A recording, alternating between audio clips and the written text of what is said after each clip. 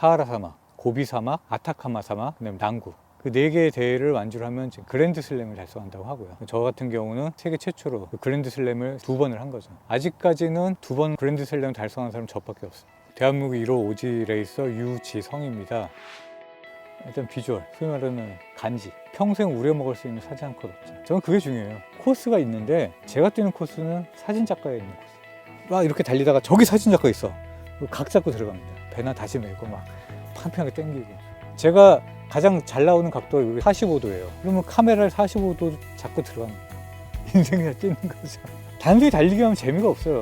무엇인가 나만의 즐거움을 찾아야죠. 저는 달린 컨셉이 죽기 살기로 1등 하자가 아니에요. 즐겁게 이 시간을 보내면서 만족까지 해보자. 그래서 얼굴에 즐거운 표정이 나거든요. 1등 할 사람 하라 이거예요. 1등보다 더 많은 박수를 받는 게 꼴찌입니다. 야, 저 사람이 어떤 길을 거쳐가지고 이 시간에 들어왔는지 다 알잖아요. 공감정이 형성되니까 사람들이 다 나와요. 박수치고 격려하고 훌륭하다고. 왜 1등만이 박수 받아요? 꼴등도 박수 쳐줘요. 이거. 사람의 몸은 분명 한계가 있거든요. 그걸 뛰어넘는 순간 몸이 망가져요. 사막 레이스를 가잖아요. 사람들이 딱 하루 지나서 가장 많이 하는 게 뭐냐면 식량을 버려요. 무거우니까. 놀라운 게 뭐냐면 밥 한 끼를 버렸을 때 가벼워진 상태에서 더 멀리 가요. 그러니까 무엇인가 내가 소중하다고 생각했던 걸 버렸을 때 의외의 결과물이 많이 생긴다는 거예요. 뭔가 채우려고 하면요, 욕심만 발동돼가지고 사람이 멋있어지려고 해요. 근데 최악의 상태, 다 버렸을 때 거지 같은 모습일 때 가장 그 사람이 빛나는 것 같아요. 길을 가다 보면 코스가 이 코스인지 저 코스인지 정말 애매모호할 때가 있어요. 그럴 때는 저는 직감에 의해서 딱 방향을 잡아요. 가는 거예요. 일단 가다 보면 길이 아닐 수도 있고 잘못된 방향으로 갈 수가 있거든요. 딱 선택을 해야 됩니다. 빨리 돌아오든가 아니면 내가 길을 만들어가지고 찾아가든가. 근데 대부분 보면 제 직감이 90%는 맞아요. 만약에 10%의 실패를 두려워해가지고 90%를 버린다면 결국은 또 이것도 저것도 해보지 못하고 실패하는 거거든요. 그랬을 때 괜찮다 싶으면 그 길로 가는 것도 나쁘지 않은 선택인 것 같아요. 그리고 자기가 선택했으면 후회 없잖아요. 빨리 털고 다시 할 수 있잖아요. 저는 인생에서 가장 중요한 게 3가지라고 생각해요. 본인의 선택, 그 다음에 노력, 책임. 그 3개가 조합이 됐을 때 인생의 결과가 나온다고 생각해요.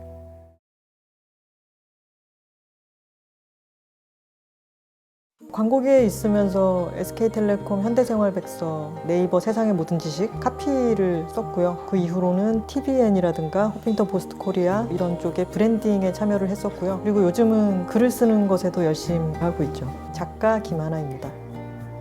사실 저는 기본적으로 일하기를 싫어해요. 그렇기 때문에 부모님은 저한테 기대하는 것도 없으셨어요. 하지만 저에게 이런 말을 하셨어요. 하나야, 이 도토리가 왜 동그랗게 생기는지 아나? 엄마 나무에서 떨어지면은 되도록 멀리 굴러가려고 그리 동그랗게 생겼다 카네. 엄마 나무 그늘 밑에서는 애기 나무가 크게 자랄 수가 없는 거죠. 내가 정말로 원하는 게 뭔지를 시간을 충분히 들여서 생각해 볼 수 있었던 것 같아요. 어렸을 때부터 TV 프로그램보다 그 앞에 나오는 광고를 되게 좋아했어요. 나는 크면 카피라이터가 될 거야. 그렇게 일을 시작을 한 거죠. 근데 카피라이터 일을 하다 보면 잠재력을 끄집어내서 그것을 멋지게 쓰는 것에 있기 때문에 공부도 많이 해야 되고 묵묵히 해야 되는 일들도 굉장히 많아요. 일이 많아서 이제 잔업을 하고 있었는데 저희 팀장님이 저녁 약속을 갔다가 다시 가방을 가지러 도로 들어오셨는데 하나 퇴근 안 하니? 라고 물었는데 제가 네, 일이 있어서요 라고 했더니 그분이 그럼 맨날 야근하게? 이러고 들어가셨어요. 근데 저는 그때 너무 큰 깨달음을 얻은 거예요. 일은 늘 있죠. 일은 늘 있는데 그걸 끊지 않으면 일을 계속 해야 되는 거죠. 저분이라고 일이 없겠어요? 나보다 훨씬 일이 많을 텐데 저 선에서 딱 자기 의지로 끊고 다음날 아침을 준비하는 거구나. 인생 전체를 마라톤이라고 하면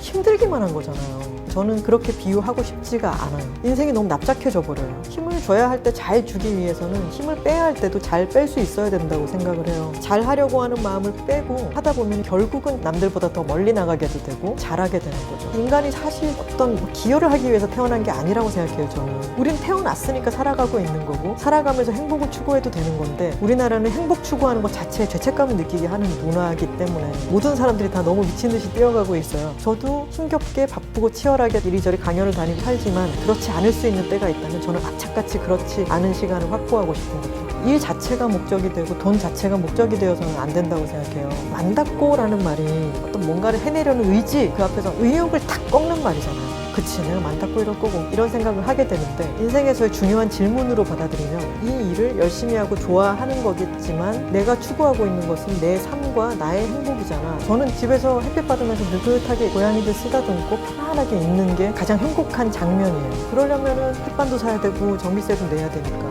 일을 해야죠. 만다꼬라는 그런 질문을 계속 던짐으로 인해서 삶의 좌표를 조금 더 정교하게 만들 수 있다고 생각을 해요.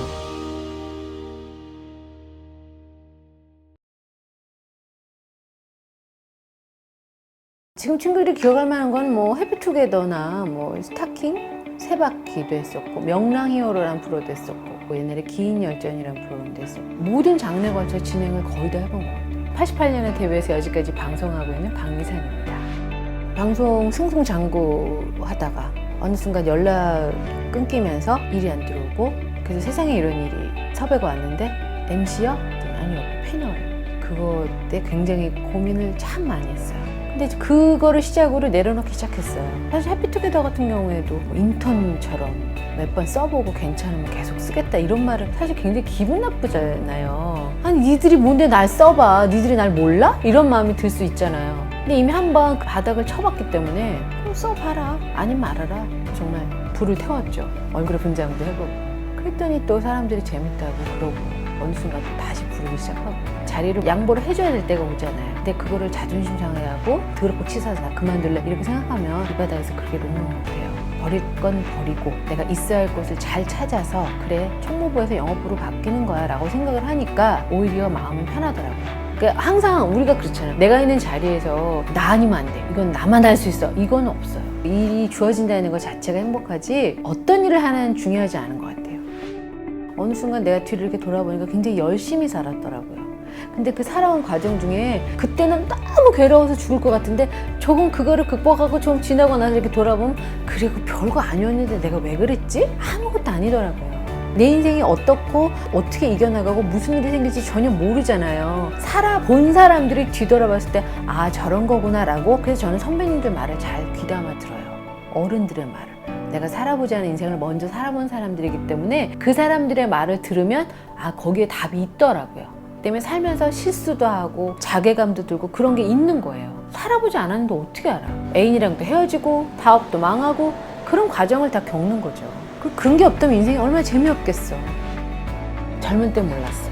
그냥 무조건 빨리만 가야 된다라고 생각했거든요. 뭔가 인생이 방향이 잡히지 않고 그리고 막 뭔가 꼬여있는 것 같고 모든 게 풀리지 않을 때는 저는 그렇게 말씀드리고 싶어요. 늦게 가도 괜찮아요. 내가 지금 굉장히 필요 없고 쓸모없는 존재인 것 같지만 너무 거창한 목표 말고 작은 목표 하나하나 이뤄가다 보면 어딘가에 나를 필요로 하는 것이 꼭 있어요. 자리가 중요한 게 아니에요. 내가 뭔가를 할 수 있다는 게 중요한 거기 때문에 자리보다는 내가 할 수 있는 일을 찾아서 거기에 열정적으로 미쳐보면 또 다른 일들이 생기더라고요. 제가 그렇게 살았어요. 여러분도 그렇게 하실 수 있어요.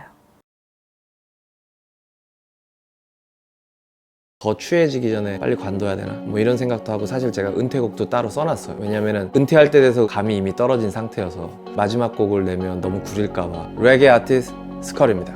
야만.